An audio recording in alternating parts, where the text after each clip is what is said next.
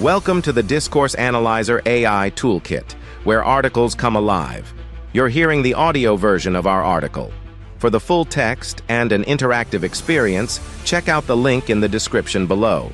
Interact with any section using our AI assistant to enhance your understanding. Let's explore.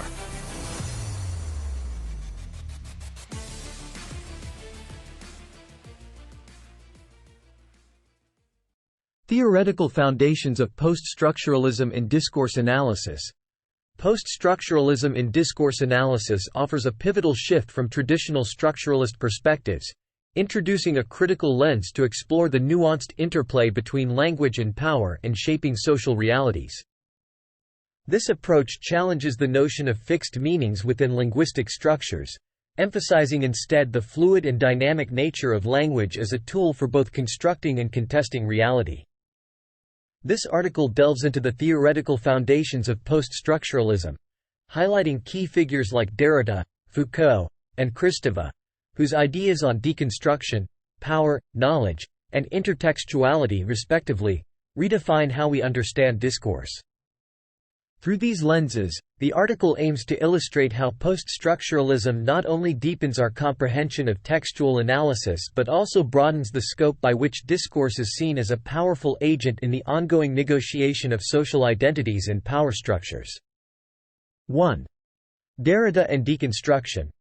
Jacques Derrida's concept of deconstruction is a cornerstone of post-structuralist thought, fundamentally challenging conventional approaches to reading and interpreting texts.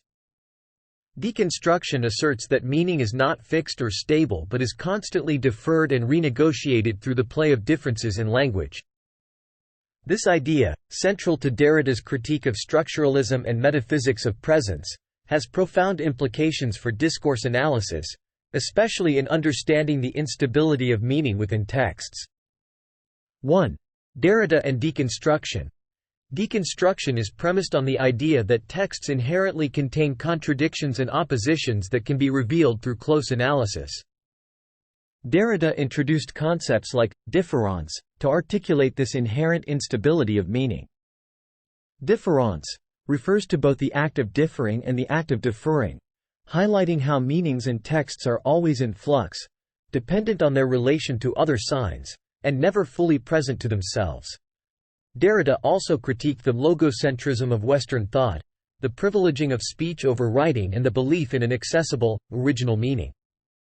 He argued that writing exemplifies the fundamental principles of différance, showing that meaning is always mediated and delayed. 2. Implications for discourse analysis. Instability of meaning. Deconstruction encourages discourse analysts to question the stability of meanings within texts. Rather than seeking a singular, authoritative interpretation, analysts are invited to explore the multiplicities of meaning, the interplay of texts, and the ways meanings are constructed and deconstructed by readers. Interrogating binary oppositions. Derrida's critique of binary oppositions, e.g., speech, writing, presence, absence, guides analysts to examine how such dichotomies structure thinking and discourse. Deconstruction involves uncovering and challenging these binaries, revealing the often hidden hierarchies and privileging that they entail. Focus on marginality and silences. Deconstruction pays particular attention to what is marginalized or silenced within texts, elements that are overlooked or deemed secondary by conventional readings. This approach highlights how texts are sites of struggle and negotiation, where meanings are contested and power relations are enacted. Ethical reading practices. Derrida proposed an ethics of reading, which involves acknowledging the otherness of the text and resisting the temptation to impose closure or totalizing interpretations. For discourse analysts, this suggests a practice of reading that is open to the complexity and alterity of texts, recognizing the limits of interpretation. Jacques Derrida's idea of deconstruction has deeply influenced post-structuralism and, by extension, the theoretical foundations of discourse analysis. By challenging the stability of meaning and foregrounding the play of différance, deconstruction opens up new avenues for analyzing discourse. It compels analysts to consider the dynamic, contested, and constructed nature of meanings within texts, encouraging a critical stance toward traditional interpretations and the power structures they sustain. Through deconstruction, discourse analysis becomes a practice not just of interpretation but of critical engagement with the ways language shapes and is shaped by human experience. 2. Foucault's discourse theory. Michel Foucault's theories on power, knowledge, and discourse significantly contribute to post-structuralism and have profound implications for discourse analysis. Foucault's work challenges traditional notions of power and knowledge, presenting them not as static entities or structures but as dynamic processes intricately linked to discourse. For Foucault, discourse is not merely a way of representing the world, but a form of action that shapes and constructs the world. This perspective provides a powerful framework for analyzing how discourses function within society to produce and regulate knowledge, identity, and power relations. 1. Foucault's discourse theory.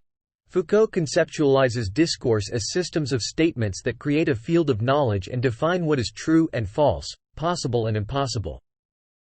Discourses, in his view, are practices that systematically form the subjects and the worlds they speak about. They are not merely reflective of power relations but are instrumental in creating and sustaining them.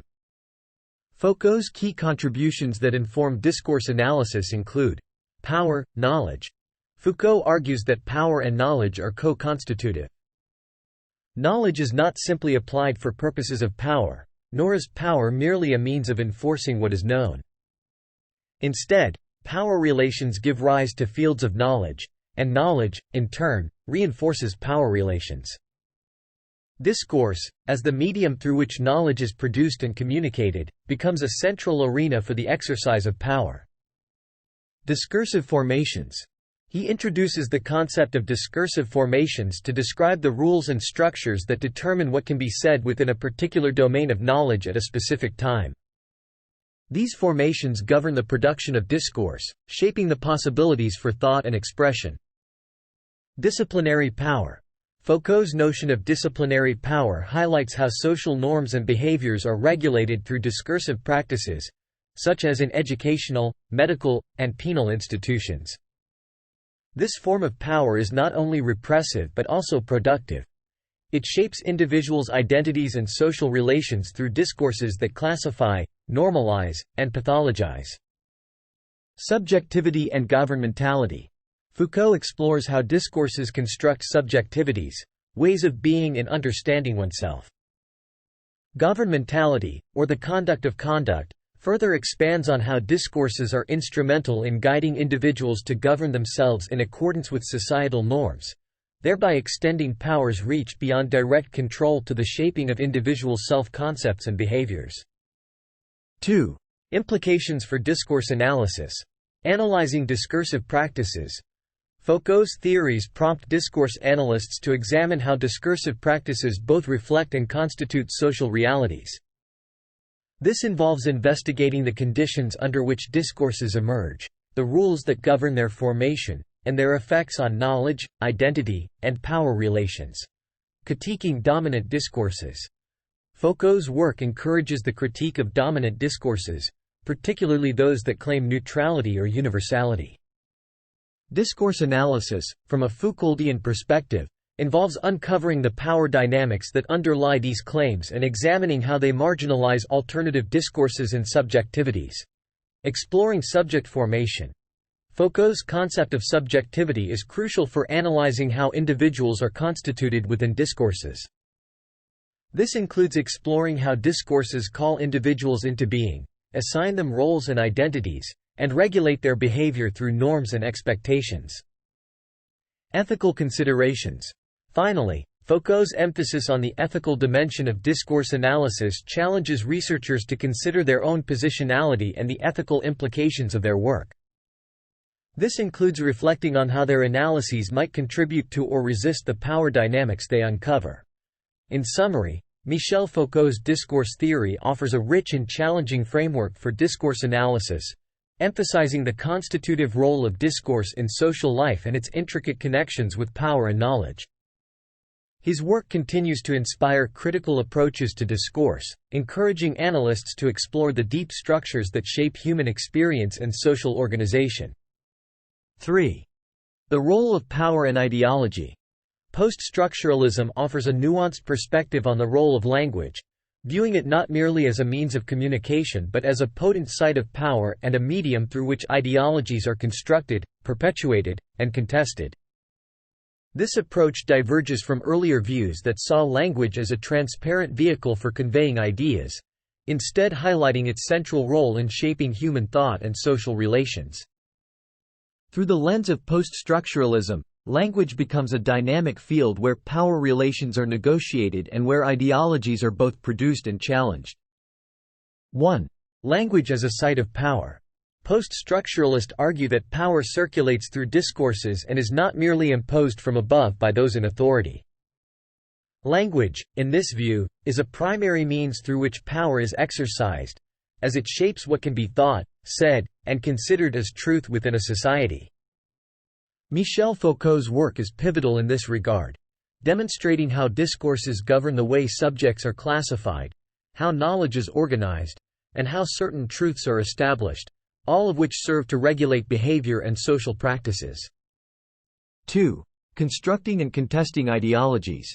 Ideologies are systems of belief that underpin and justify social arrangements and power structures. Post-structuralism reveals how language constructs and conveys ideologies, embedding them within seemingly neutral or natural discourses. For instance, Roland Barthes' notion of myth as a second-order semiotic system shows how language transforms cultural signs into naturalized representations, concealing their historical and ideological underpinnings.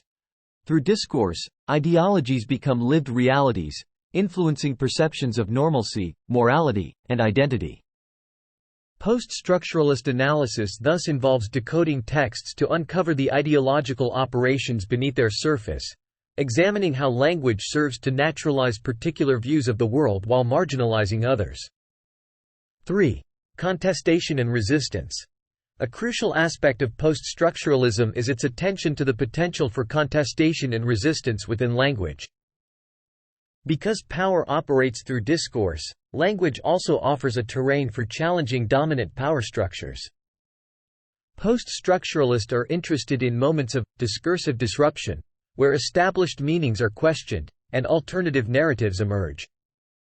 Judith Butler's concept of performativity, for example, illustrates how identity categories can be both produced and destabilized through discursive practices. 4. Implications for discourse analysis. Analyzing discursive practices. Post-structuralism guides discourse analysts to explore how texts and communicative practices serve to construct social realities, shape identities, and circulate power. This involves a critical examination of the ways in which language is used to enforce or contest norms, values, and beliefs. Uncovering ideological structures. It encourages analysts to uncover the ideological structures that underlie discursive practices, revealing how they contribute to the maintenance of social hierarchies and power relations. This often requires a careful deconstruction of the language used in various texts, from media and political speeches to everyday conversations, fostering critical awareness. By highlighting the role of language in constructing and contesting ideologies, post-structuralism fosters a critical awareness of the ways in which our understandings of the world are shaped. It challenges individuals to question naturalized assumptions and consider the contingent, constructed nature of social and political realities. In sum, post-structuralism's focus on the role of power and ideology in language offers profound insights for discourse analysis. It illuminates the ways in which language functions as a site of struggle, where meanings are negotiated, identities are formed, and social orders are both produced and challenged. This perspective underscores the active, dynamic nature of discourse as a space of potential transformation, inviting a deeper engagement with the power-laden processes of meaning-making. 4. Kristeva's concept of intertextuality. Julia Kristeva, a prominent figure in post-structuralist thought, introduced the concept of intertextuality, which has since become fundamental to the theoretical foundations of discourse analysis within the post-structuralist paradigm. Intertextuality challenges the notion of texts as isolated works, instead positing that every text is a mosaic of quotations, influences, and references to other texts. This concept radically shifts how we understand the creation and interpretation of texts, emphasizing the fluid boundaries between texts and the ways in which meanings are continuously negotiated and reconstructed. Kristeva's notion of intertextuality was influenced by Mikhail Bakhtin's ideas on dialogism and the polyphony of texts. She extended his work to argue that a text is not simply a product of a single author's originality but is inherently interconnected with other texts through various forms of citation, allusion, and adaptation. For Kristeva, the meaning of a text emerges from its interaction with other texts, rather than from its internal coherence or the intent of its author. Implications for discourse analysis. Textual relationships. Intertextuality invites discourse analysts to explore the relationships between texts and the ways these relationships influence the construction of meaning. This involves examining how texts borrow from, echo, or contest the themes, styles, and discourses of other texts, creating a network of textual relationships that span cultures and historical periods. Authorship and authority. By emphasizing the interconnectedness of texts, intertextuality challenges traditional notions of authorship and authority. It suggests that authors are not the sole creators of meaning but are participants in a broader textual discourse. This perspective encourages discourse analysts to consider the multiplicity of voices within texts and the ways in which these voices engage with and reinterpret each other. Reading and interpretation. Intertextuality also has implications for the act of reading and interpretation. It posits that readers actively construct meaning through their engagement with texts, drawing on their knowledge of other texts and the cultural and historical contexts in which they are embedded. This underscores the role of the reader in the meaning-making process and highlights the interpretive flexibility of texts. Cultural and historical context. Kristeva's intertextuality underscores the importance of cultural and historical context in understanding texts. Discourse analysis, from this perspective, involves situating texts within their broader cultural and historical networks, exploring how they reflect and contribute to the discourses of their time. Julia Kristeva's concept of intertextuality enriches post-structuralist discourse analysis by highlighting the complex web of relationships that bind texts together. It challenges analysts to move beyond the surface of texts to explore the deep intertextual connections that shape meaning. By doing so, intertextuality not only expands the scope of discourse analysis but also deepens our understanding of the processes through which texts influence and are influenced by the cultural and historical milieus in which they circulate.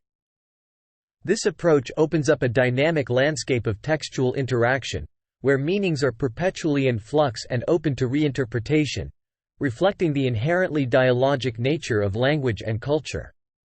5. Core concepts of the death of the author.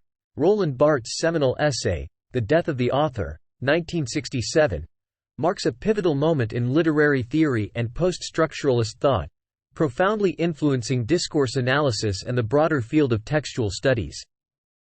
Barthes challenges the traditional privileging of the author's intentions in determining a text's meaning, arguing instead that it is the reader who brings the text to life through interpretation. This shift from authorial intent to reader reception democratizes the process of meaning-making and aligns with post-structuralism's emphasis on the instability of meaning and the role of language as a site of power and contestation. 1. Core concepts of the death of the author. Barthes' argument centers on the idea that granting the author ultimate authority in the interpretation of their text limits the potential meanings a text can generate. He posits that once a text is created, it is independent of its creator and becomes a space where multiple meanings can flourish, influenced by the cultural and historical context of both the text and its readers. The author's intended meaning, Barthes argues, is just one among many possible interpretations, not the definitive guide to understanding a text. 2. Implications for discourse analysis. Decentering authorial intent. Barthes' concept significantly impacts discourse analysis by encouraging analysts to move beyond seeking the author's intended meaning. Instead, emphasis is placed on how texts are interpreted and reinterpreted across different contexts and by different readers. This approach opens up a multiplicity of readings, each offering unique insights into the text and its potential implications. Empowering the reader, the death of the author, shifts the focus toward the reader's role in creating meaning. In discourse analysis, this perspective foregrounds the interpretive practices of communities and individuals, examining how various readers engage with and make sense of texts.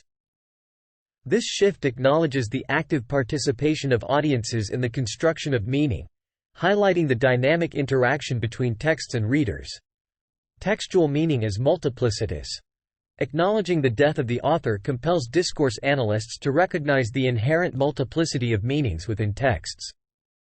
This perspective aligns with post-structuralism's view of language as a field of ongoing struggle and negotiation, where meanings are not fixed but are subject to constant revision and contestation. Interrogating power structures. By challenging the authority of the author, Barthes' concept also invites a critical examination of the power structures that govern the production and reception of texts.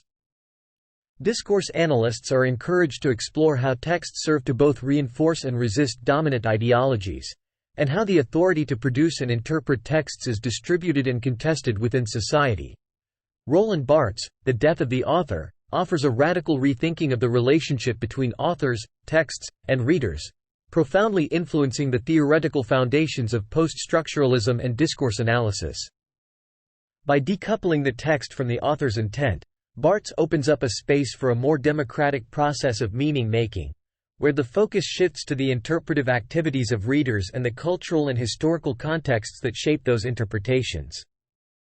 This shift not only expands the possibilities for textual analysis but also deepens our understanding of the ways in which power, ideology, and language intersect in the production and reception of discourse.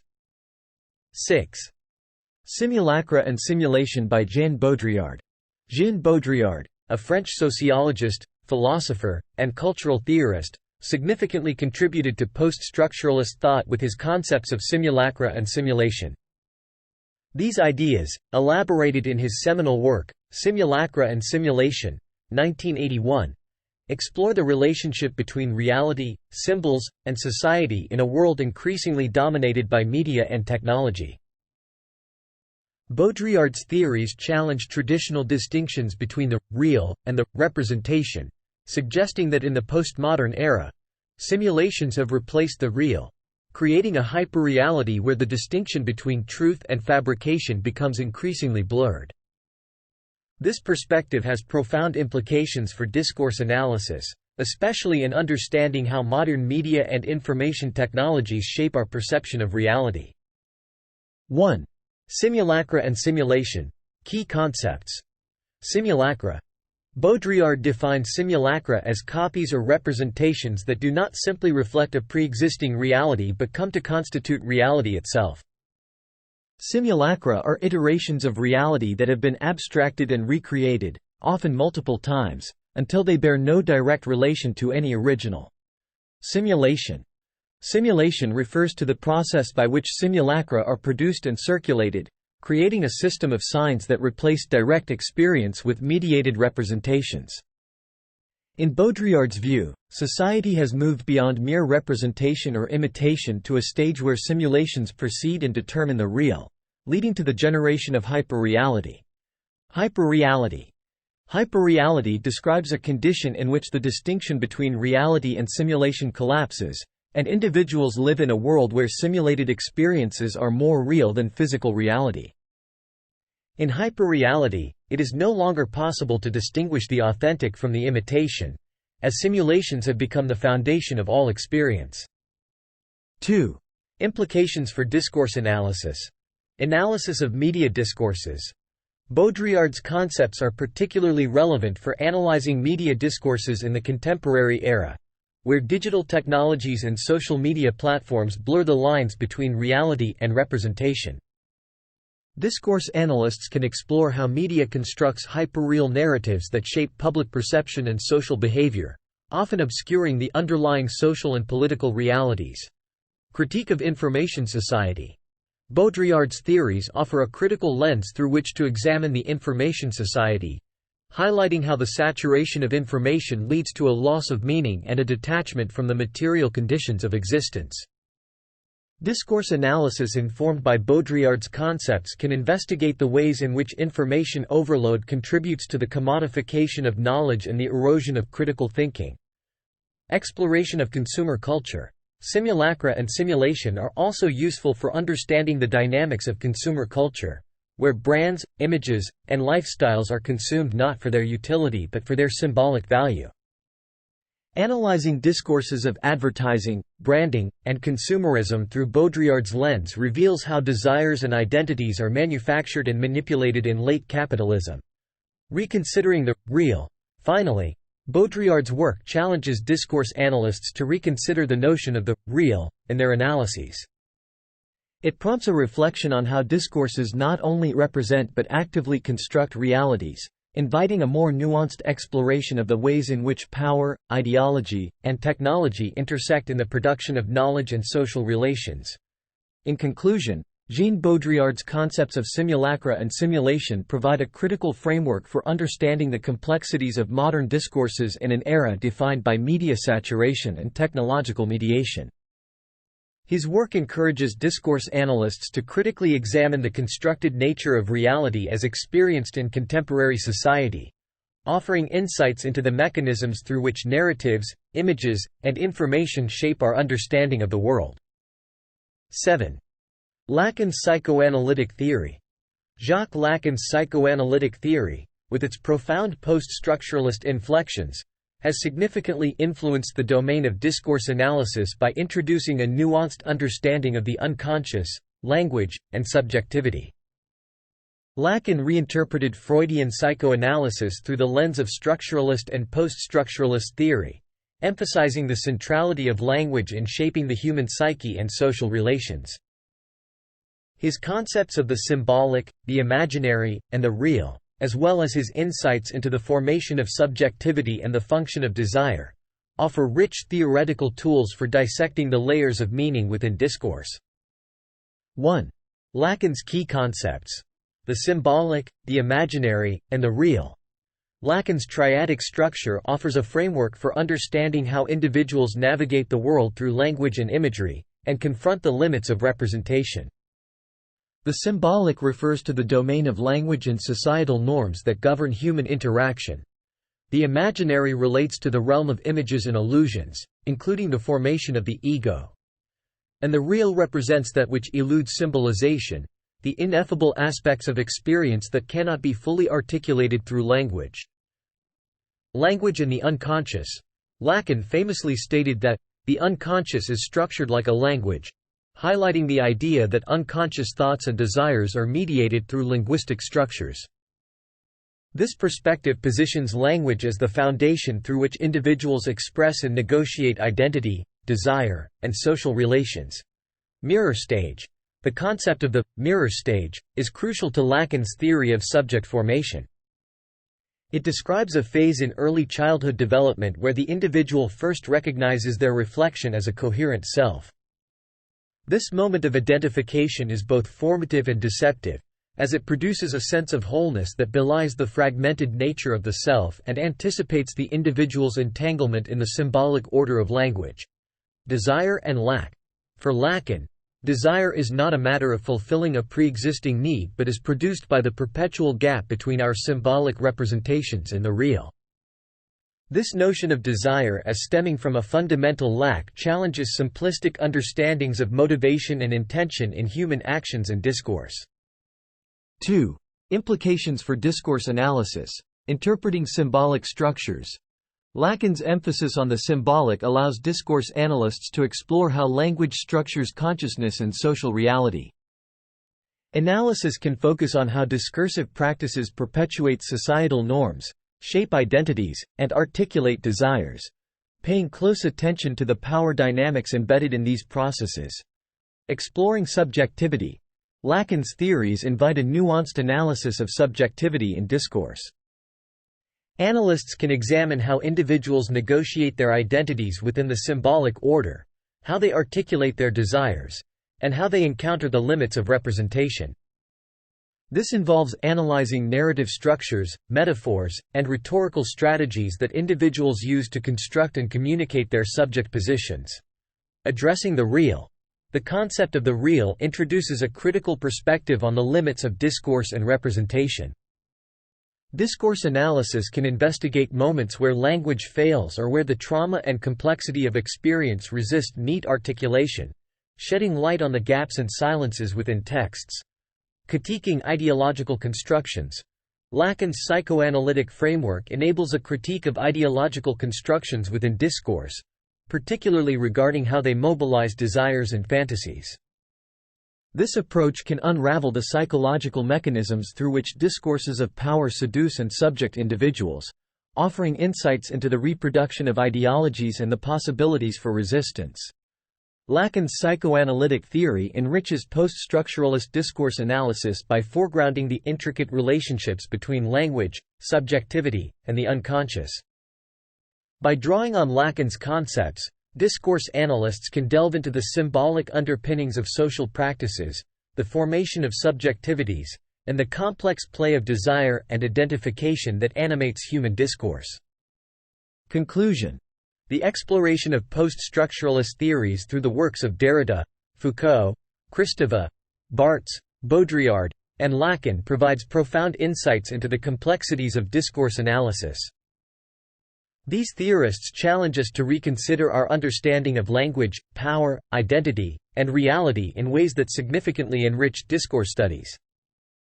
Derrida's deconstruction, Foucault's discourse theory, Kristeva's intertextuality, Barthes' The Death of the Author, Baudrillard's Simulacra and Simulation, and Lacan's psychoanalytic theory each contribute to a deeper, more nuanced understanding of the role of discourse in constructing social realities.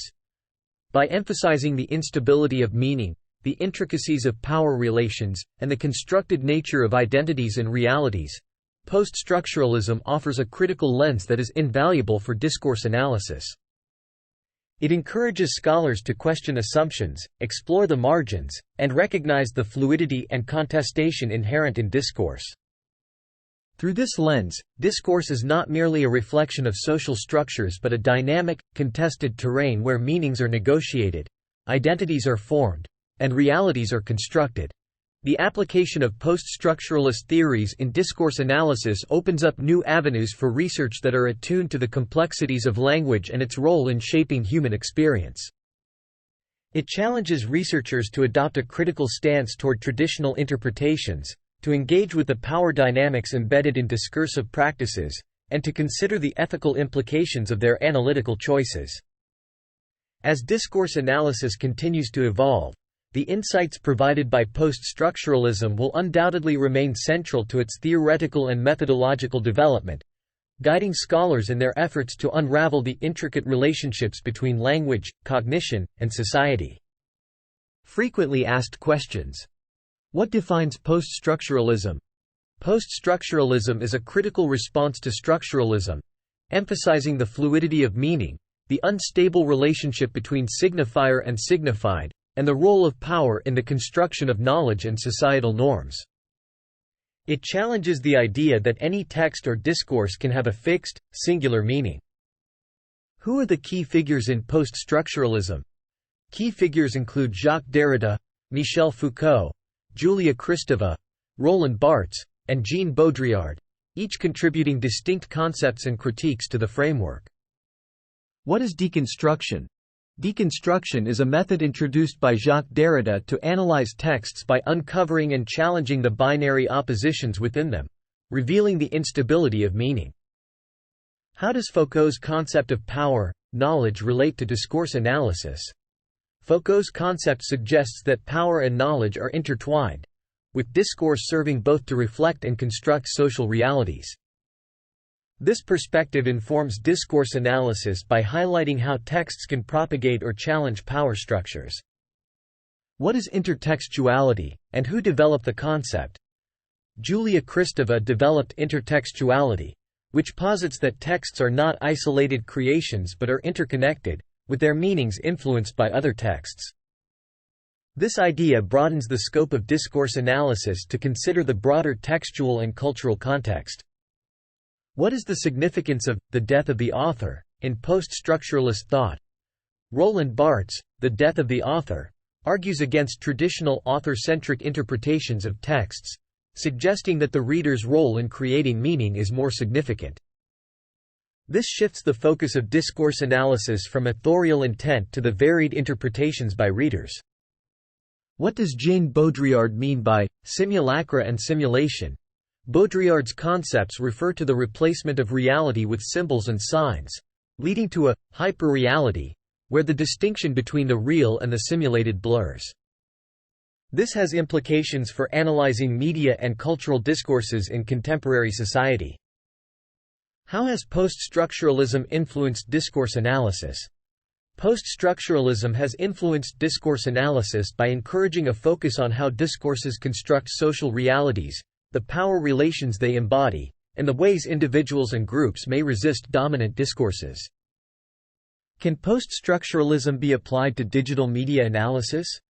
Yes, post-structuralist concepts are particularly relevant to digital media analysis, offering tools to examine how online platforms and digital content contribute to the construction of identity, the circulation of power, and the creation of new forms of social reality.